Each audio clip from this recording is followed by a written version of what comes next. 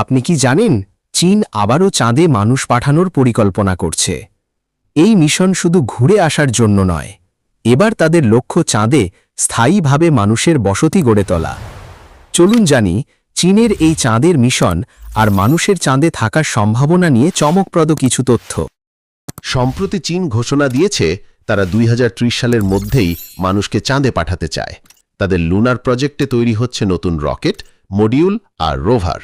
এতে ব্যবহার হচ্ছে অত্যাধুনিক প্রযুক্তি, যেমন উন্নত ল্যান্ডার সিস্টেম, চাঁদের পৃষ্ঠে রিসোর্স খোঁজার যন্ত্র, মুন বেস বা চাঁদে ছোট বসতির নকশা। চীনা বিজ্ঞানীদের পরিকল্পনা চাঁদে বরফের উপস্থিতি ব্যবহার করে অক্সিজেন আর পানি তৈরি করা, যা মানুষকে বাঁচতে সাহায্য করবে। তাদের মতে তাতে মানুষ থাকতে হলে 3টি জিনিস দরকার: 1. শক্তি, 2. খাদ্য, 3. বসবাসযোগ্য পরিবেশ। চীনের চেং ই মিশনের পর